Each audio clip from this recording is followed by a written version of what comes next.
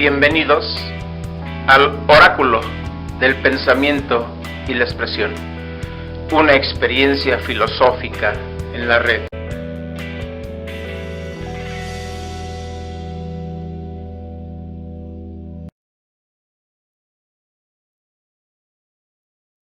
Todo proceso de trabajo está estructurado por dos factores básicos: fuerzas productivas, que sería el conjunto de materia prima, la fuerza de trabajo, herramientas, las máquinas y finalmente el producto. A esto también se le llama base material de la sociedad o infraestructura.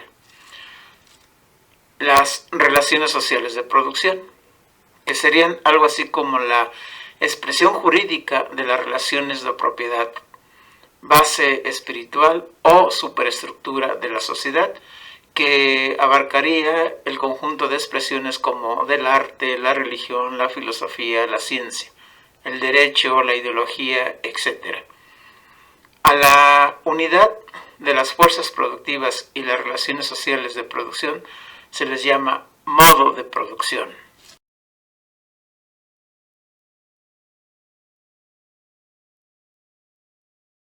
A lo largo de la historia de la humanidad han existido distintos tipos de modos de producción y, en consecuencia, los modelos de sociedades y sus respectivas formas de vida.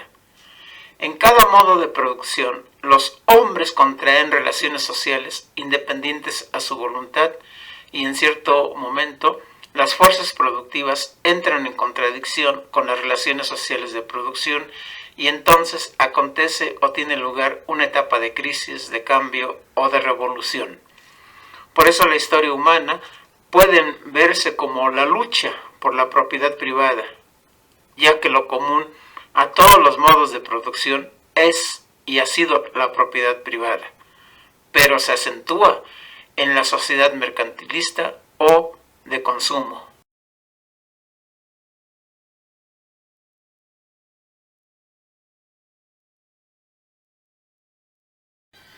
El crecimiento económico de las sociedades contemporáneas se vinculan sobre todo a las necesidades de conquistar nuevos mercados, lo que otorga especialísima importancia a la investigación y a la publicidad.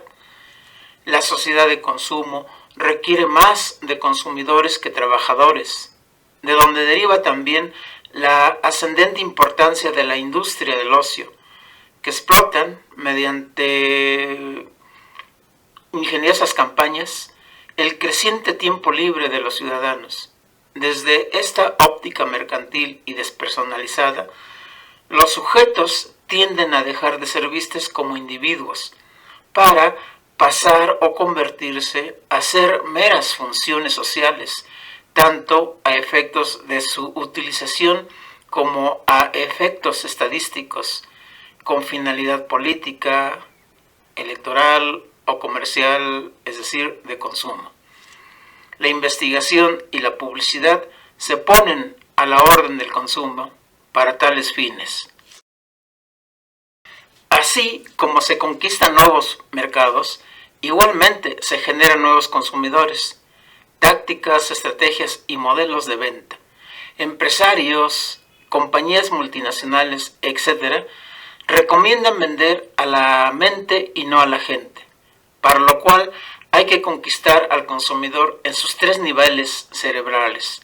A decir de los científicos que hacen investigación en el campo de la neurología, el ser humano posee tres tipos de cerebro, a saber, el reptiliano, el límbico y el córtex. Cada uno de estos tipos de cerebro desarrolla diferentes funciones, desde luego, para la vida, pero que para el consumo, a fin de incrementarse, no pasan desapercibidas.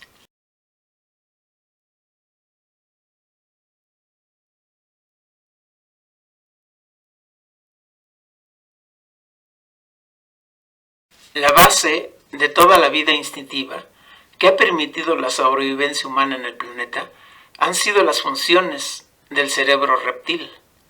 Su característica principal es de acción reactiva e instintiva ante la necesidad o carencia, contiene una fuerza instintiva para superar cada situación, resistencia al cambio y a la novedad. Se centra en el ahora y en el aquí. Es ahistórico, neutro e instantáneo. No se ocupa en hacer reflexiones ni considera el pasado o el futuro. Vive en la inmediatez pura. Son otras tantas características de este primer tipo de cerebro, considerado también como primitivo.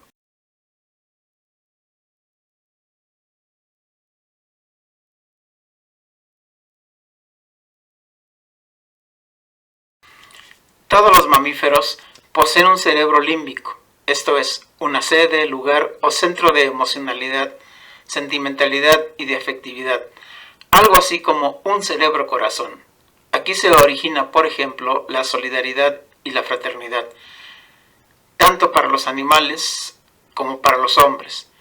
Es un cerebro que piensa y siente conforme a una vida emocional y preferencial.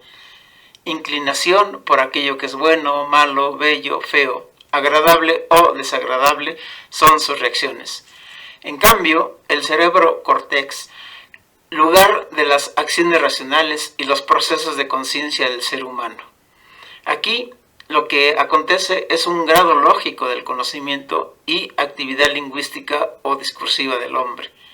Se originan aquí la actividad creativa y de innovación de las formas del pensamiento y de información. Estas tres modalidades del cerebro humano son así consideradas en la actualidad desde la aplicación de las neurociencias al mercado en general y transformando con descubrimientos y tecnologías clínicas la forma de entender y rentabilizar las formas del consumo.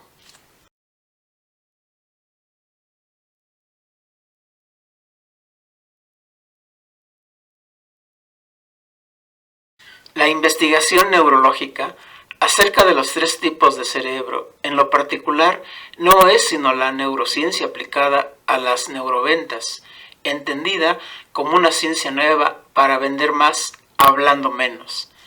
El objetivo fundamental es generar la ilusión de que los consumidores están ávidos de placer y que éste se encuentra al alcance de ellos, por lo que no deben reprimir tal impulso. Hay un sueño permanente de omnipotencia que el consumidor realiza mediante las facilidades del crédito y la comunicación sin fronteras, además de la estimulación del espíritu de trabajo colectivo y el discurso del incremento de la creatividad, la libertad y la realización personal a través del espíritu del emprendedurismo.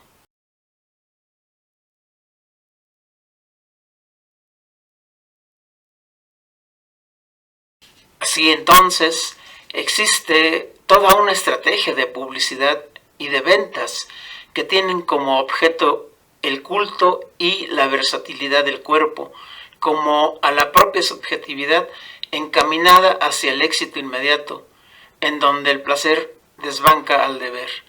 Se trata, en definitiva, de preparar al individuo como consumidor responsable para una vida en la que ya nada exige autosacrificio, puesto que todo es flexible en nombre del placer y libertad individual.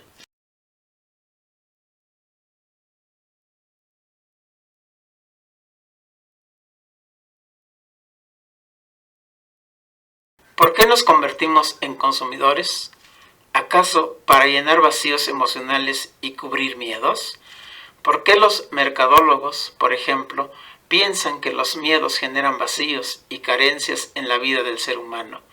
Y lo que buscamos es proveedores, productos y marcas que llenen tales huecos.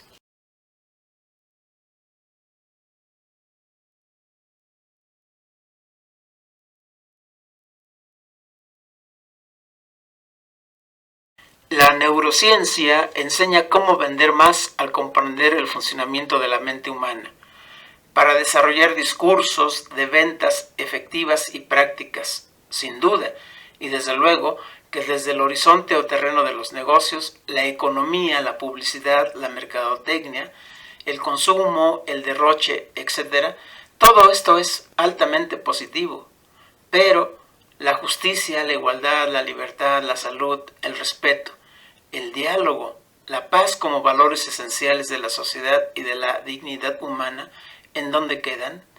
¿Qué pasa con las contradicciones entre las sociedades ricas y pobres? Y es que, en verdad, de algún modo, todas las sociedades derrochan, dilapidan, gastan y consumen siempre más allá de lo estrictamente necesario.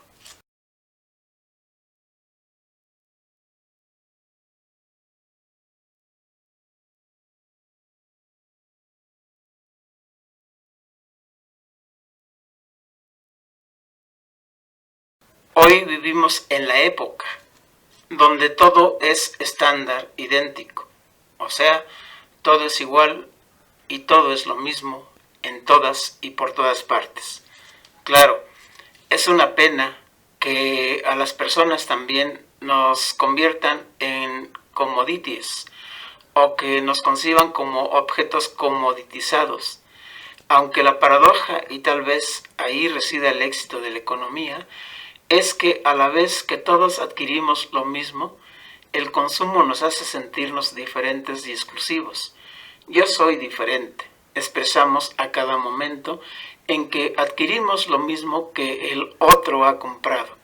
Si esto es así, entonces estamos aceptando que solamente en la sociedad de consumo lo superfluo, banal e innecesario se hace vital o indispensable.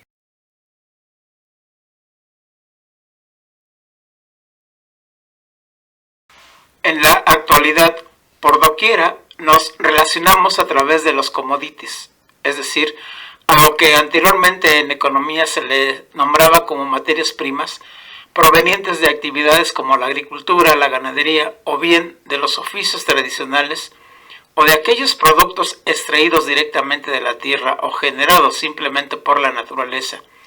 En la actualidad, todos estos productos se van comoditizando, al igual que cualquier otra cosa, o sea, se convierten en elementos desechables en la medida en que se vuelven masivos y no diferenciables entre sí por medio del consumo. La característica principal de un commodity es que es sustituible, perecedero, esto es, con pronta fecha de caducidad o volverse obsoleto, incluso cuando todavía no se usa al 100%.